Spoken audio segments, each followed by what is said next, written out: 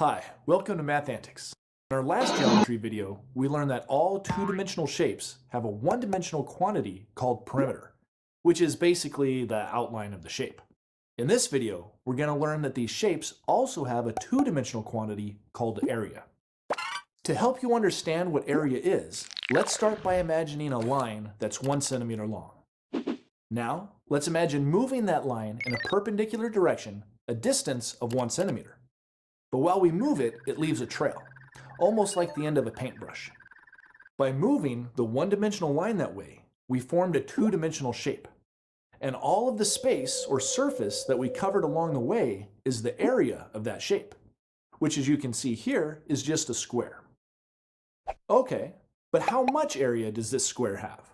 Well, our original line was 1 centimeter long, and we moved it a distance of 1 centimeter, so we could say that this shape is a square centimeter. Just like a centimeter is a basic unit for measuring length, a square centimeter is a basic unit for measuring area. But there's other units for area too. For example, instead of a centimeter, what if our line had been a meter long? And what if we had moved it 1 meter? The area we'd have gotten would be 1 square meter. Or what if our line was a mile long and we moved it a mile? We'd have a square mile of area. So just like with perimeter, the units of measurement are very important when we're talking about area. All right, so that gives you a good idea of what area is, but how do we calculate area mathematically? Well, there's some special math formulas or equations that we can use to find the area of different shapes. In this video, we're going to learn the formula for squares and rectangles and the formula for triangles. To find the area of any square or rectangle, all we have to do is multiply its two side dimensions together. They're usually called the length and the width. So the formula looks like this. Area equals length times width. But it's often written with just the first letters of each word as abbreviations. A for area, L for length, and W for width. So let's see if that formula works for our original square centimeter. If we multiply the length, 1 centimeter, times the width, 1 centimeter, what do we get? Well, 1 times 1 is just 1, but what about centimeter times centimeter? Centimeter times centimeter just gives us square centimeters, which we can write like this using a 2 as an exponent. We read this as centimeters squared, and it's just a shorter way of writing centimeter times centimeter. So whenever you see units like centimeters squared, or inches squared, or meters squared, or miles squared, you know it's a measurement of the two-dimensional quantity area. Okay, our formula, area equals length times width, worked for our square. Now let's see if it works for a rectangle. Here's a rectangle that's 4 centimeters wide and 2 centimeters long or tall. First, we plug the length and width into our formula, 2 centimeters and 4 centimeters. Then we just multiply. 2 times 4 equals 8, and centimeter times centimeter is centimeter squared. So according to our formula, the area of this rectangle is 8 centimeters squared. And we can see that's correct if we bring back our original square centimeter. If we make copies of it, you can see that exactly 8 of those square centimeters would be the same area as this rectangle. Great. Let's try our formula on one more rectangle. This rectangle is 2 centimeters long, but only half a centimeter wide. And our formula, area equals length times width, tells us that we just need to multiply these two sides together to get our area. 2 times 1/2 equals 1. So this rectangle is also 1 square centimeter. How could that be a square centimeter? It's not even a square. But just because a shape takes up 1 square centimeter of area, that doesn't mean it has to be a square shape. It just means that the total area would be equal or the same as a square centimeter. You can see that if we break up the rectangle in half and rearrange it, then it would form a square. In fact, we can use square units, like square centimeters, to measure any area, no matter what the shape is. It could be a rectangle, a triangle, a circle, or any other two-dimensional shape.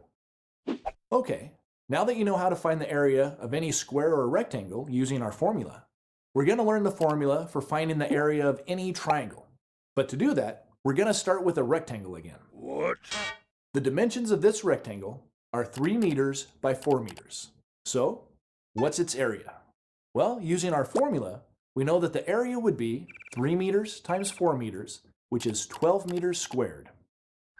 But now, what if we were to cut this rectangle exactly in half along a diagonal line from opposite corners? It forms two triangles. And because each of these triangles is exactly half of the rectangle, that means that the area of either triangle must be exactly half the area of the rectangle. We already calculated that the area of the entire rectangle is 12 meters squared. So the area of this triangle must be 6 meters squared, and the area of this triangle must be 6 meters squared, since 6 is half of 12.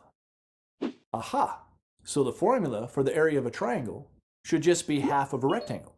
So does that mean that instead of area equals length times width, it should be area equals 1/2 of length times width? Yep, that's basically it, but with one important difference. Instead of L for length and W for width, we're going to use two different names for our triangle's dimensions. We're going to call them base and height, and here's why. The names length and width worked okay for this right triangle because the right triangle is exactly half of a rectangle. But those names don't really work for other kinds of triangles, like acute triangles or obtuse triangles, because how do you tell which side should be which? So for triangles, we do something different. First, we choose one of the three sides to be the base. It doesn't really matter which side you choose, and in a lot of math problems, the base will already be chosen for you. Once we decide which side the base is, we imagine setting the triangle down on the ground so that its base is flat on the ground, like this. Next, we find the highest point of the triangle, which is the vertex that's not touching the ground. From that point, we draw a line straight down to the ground. The line we draw must be perpendicular with the ground. The length of that line from the tip of the triangle to the ground is called the height of the triangle. Oh, some people call the height of a triangle the altitude, which makes a lot of sense if you pretend that your triangle is a tiny little mountain. Sometimes the height line is inside the triangle, like with an acute triangle. And sometimes it's outside the triangle, like with an obtuse triangle. And sometimes it lines up exactly with one of the triangle sides, like with right triangles. But no matter where it is, the formula for finding the area of any triangle is the same. Area equals 1/2 base times height. So if we know these two measurements, base and height, we can just plug them into our formula to calculate the area. At first, you might not see how the same formula could work for all three types of triangles, but watch this. Here's an acute triangle, and this box is 1/2 its base times its height. If we cut our triangle up, you can see that it fits perfectly inside that area. But wait, there's more.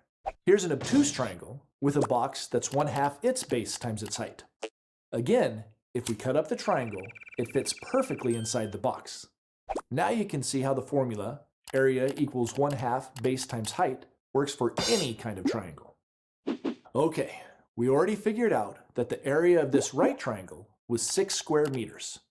So let's practice using our new formula to calculate the area of these last two triangles.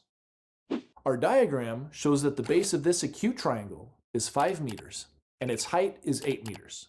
So we plug those values into our formula for area and we get area equals 1/2 of 5 times 8. 5 times 8 is 40 and 1/2 of 40 is 20. So the area of this triangle is 20 meters squared. Don't forget that the units of measurement for area will always be square units. Okay, that was pretty simple. Let's try our last example. The diagram of this obtuse triangle tells us that the base is 4 inches and the height is 7 inches. So let's plug those values into our formula. We end up with the equation area equals 1/2 of 4 times 7.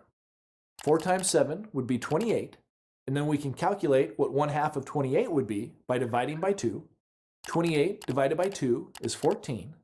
So the area of this obtuse triangle must be 14 square inches.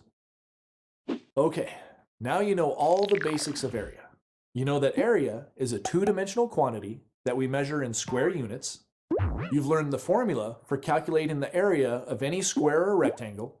Area equals length times width. And you've learned the formula for calculating the area of any triangle.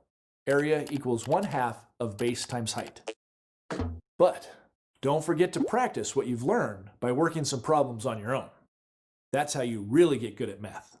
As always, thanks for watching Mathantics, and I'll see you next time.